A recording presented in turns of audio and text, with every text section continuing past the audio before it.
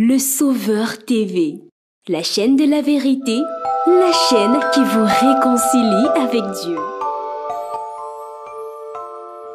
Chers peuples de toutes les langues et de toutes les nations, je vous salue au nom de notre Seigneur et Sauveur Jésus-Christ.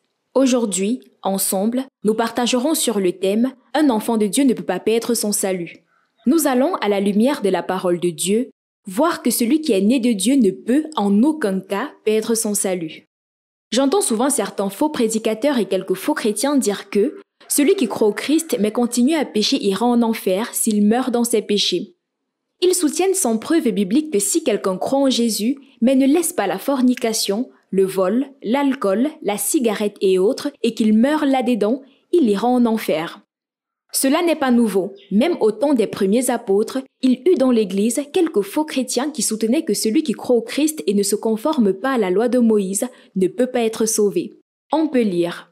Quelques hommes, venus de la Judée, enseignaient les frères en disant « Si vous n'êtes pas circoncis selon le rite de Moïse, vous ne pouvez pas être sauvés. » Paul et Barnabas eurent avec eux un débat et une vive discussion. Et les frères décidèrent que Paul et Barnabas et quelques-uns des leurs monteraient à Jérusalem vers les apôtres et les anciens pour traiter cette question. Arrivés à Jérusalem, ils furent reçus par l'Église, les apôtres et les anciens. Alors quelques-uns du parti des pharisiens, qui avaient cru, se levèrent en disant qu'il fallait circoncire les païens et exiger l'observation de la loi de Moïse.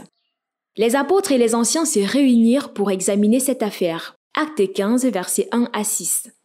À l'issue de ce débat, le verdict de Dieu tomba par la bouche de Pierre. On peut lire.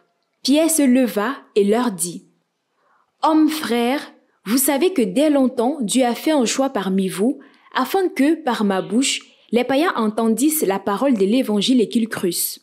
Et Dieu, qui connaît les cœurs, leur a rendu témoignage en leur donnant le Saint-Esprit comme à nous. Il n'a fait aucune différence entre nous et eux, ayant purifié leur cœur par la foi. Maintenant donc, pourquoi tentez-vous Dieu en mettant sur le cou des disciples un joug que ni nos ancêtres, ni nous n'avons pu porter? Mais c'est par la grâce du Seigneur Jésus que nous croyons être sauvés, de la même manière que. Actes 15, versets 7 à 11. Ainsi, on est sauvé uniquement par la foi en l'Évangile, indépendamment de notre obéissance à la loi, selon qu'il est écrit. C'est par la grâce que vous êtes sauvés, par le moyen de la foi. Cela ne vient pas de vous, c'est le don de Dieu. Ce n'est point par les œuvres, afin que personne ne se glorifie. Éphésiens 2, versets 8 à 9.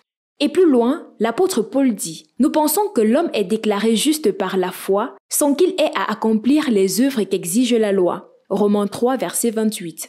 Donc, dire que celui qui croit au Christ mais continue à pécher et ira en enfer est un mensonge et un gros mensonge des prédicateurs des temps modernes. Les défenseurs de cette position raisonnent ainsi parce qu'ils ne connaissent pas comment Dieu sauve les pécheurs. Ils pensent que le salut de Dieu passe par un abandon total du péché, un changement radical de vie. Ils pensent que pour être sauvé, la chair peut changer et doit changer. Mais penser ainsi est une erreur qui ne peut que conduire à de raisonnements farfelus. Quand on ne connaît pas l'évangile par lequel Dieu sauve les humains, on ne peut qu'avancer les conneries comme ça. En effet, l'évangile qui sauve est l'évangile de la repentance et du pardon des péchés, selon qu'il est écrit. La repentance et le pardon des péchés seraient prêchés en mon nom à toutes les nations, à commencer par Jérusalem. Luc 24, versets 46 à 47. On se repent en croyant que l'homme est pécheur bien avant la naissance et qu'il péchera tous les jours jusqu'à sa mort. Et on est pardonné par la foi en Jésus et non en demandant pardon dans les prières. Acte 10, verset 43. Voici comment on croit en Jésus. 1. Croit qu'il est Dieu fait homme. 2. Croit qu'il s'est baptisé pour porter les péchés. 3. Croit qu'il fut crucifié en châtiment pour les péchés. 4. Croit qu'il ressuscita. Celui qui croit dans son cœur que c'est cela la repentance et que c'est comme ça que Dieu pardonne les péchés est sauvé indépendamment de son comportement et ne peut pas perdre son salut selon qu'il est écrit. Mes brebis entendent ma voix, je les connais et elles me suivent. Je leur donne la vie éternelle et elles ne périront jamais et personne ne les ravira de ma main. Jean 10, versets 27 à 28.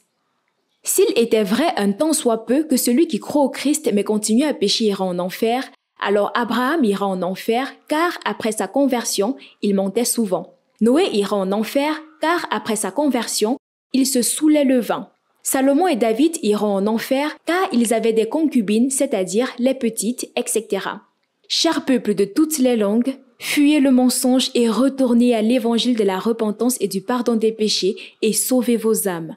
Si tu veux davantage connaître la vérité qui sauve, alors like, partage et abonne-toi. Que l'unique vrai Dieu vous bénisse.